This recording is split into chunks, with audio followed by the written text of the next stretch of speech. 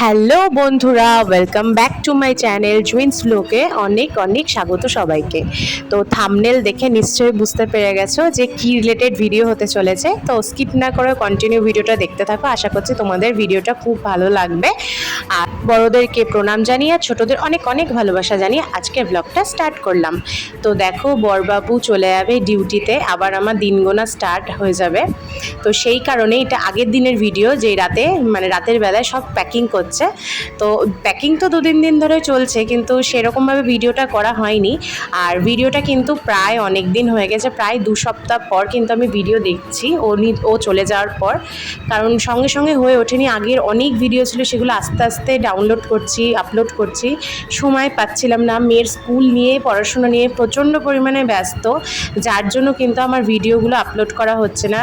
মানে স্কুল ভর্তি করে সামনে এক্সামও চলে আসলো, ওই জন্য আমি ভাবছি আগে পড়াশোনায় মনটা দিই মেয়ের, তাহলে কি হবে, মেয়ের তাহলে এগোবে, না হলে কি বলতো পিছিয়ে পড়বে সবার থেকে।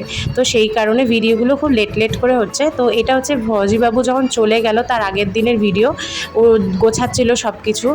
আর কি বলবো, মানে যেদিনকে গোছায় না সেদিনকে, মানে এমনিতেও যখন ও চলে যায় তার 2 দিন আগের থেকে 3 দিন আগের থেকে আমাদের মনটা ভীষণ খারাপ হয়ে যায়। তো তো ভিডিও তো ভাদিদা, আর মেন কথা হচ্ছে এইসব ভিডিও করা যায় না। সত্যি কথা কী বলতো, ভেতর থেকে আসা কান্নার ভিডিও করা যায় না, আমি তো পারি না করতে, মানে ওইভাবে করা যায় না। তো দেখো গোছানোটা যেন কমপ্লিট, দেখতেই পেলে আমি ওকে অনেকগুলো মিষ্টি টিষ্টি দিয়েছিলাম, মানে আমি নিয়ে নিই, ওই কিনেছিল। তো মিষ্টি নিয়ে যাবে, আর আমার মা লাড্ডু বানিয়ে দিয়েছিল, তো ওই লাড্ডু সব কৌটোতে পুড়ে দিয়েছিলাম আগের দিন। তারপরে দিন এটা সকালবেলা ভোর 5টার 5:30টার ভিডিও। ওকে আমি ছাতু গুলিয়ে দিয়েছি, অত সকালে তো কিছু খেয়ে যাবে না, তো তার জন্য ছাতু গুলিয়ে দিলাম। আর এদিকে দেখো লাস্ট প্যাকিংও করে নিচ্ছে সুটকেসে, আর এদিকে লক দিয়ে দিচ্ছে সুটকেসে, লক নাম্বার। তো আমি বলছিলাম দিও না, ভুলে যাবে। তো বলছে না না আমি ভুলবো না, খুব ইজি পাসওয়ার্ডই দেবো। তো এই দেখো ছাতুটা গুলিয়ে দিলাম, আরও খেলো। এইভাবে এইটুকুনি সময় ওর সাথে আমি ভিডিও করলাম, এর থেকে বেশি করা যায় না। যে কি সিচুয়েশান প্যাথেটিক বলে যাবে না, বলে বোঝানো যাবে না। তো এই যে ও চলে যাচ্ছে, ব্যাগ নিয়ে সামনে দাঁড়িয়েছে, সকালে অটো ধরবে, অটো ধরে যাবে। তো দেখো অটো ভাগ্যের ক্রমে অটোই পায়নি সেই দিন। তো এত সকালে নাকি অটো তেমন একটা থাকে না, 7টার পর থাকে। তো মা, কাকিমা, শাশুড়ি মা সবাই দাঁড়িয়ে আছে ওর সাথে, আমি এদিকে দাঁড়িয়ে ওর ভিডিও করছি। তো অনেক কষ্টে ওর একটা বন্ধু আসলো, তো ওই বন্ধুর সাথেই যাবে, ওকে ফোন করেছিল যে তুই আয়, তো ওর সাথেই যাবে। তারপরে ওর বন্ধু চলে এসছে, আর এই যে লাগেজ তুলে চলে যাবে। তো আর কিছু বলার নেই, প্রচণ্ড দুঃখ, আমার মুখ চোখ দেখলে ফুলে গেছে কাঁদতে কাঁদতে।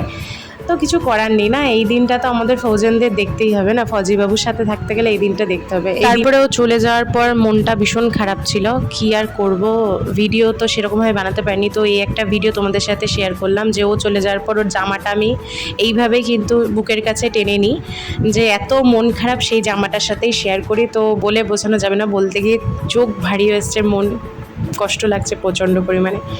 তো যাই হোক, তারপরে মাম্মামের যেহেতু স্কুল ছিল, ভাবছিলাম স্কুল পাঠাবো না, কিন্তু ও বললো যে স্কুল পাঠাও, তাহলে তুমিও মানে তুমি একটু মাইন্ড ফ্রেশ হবে।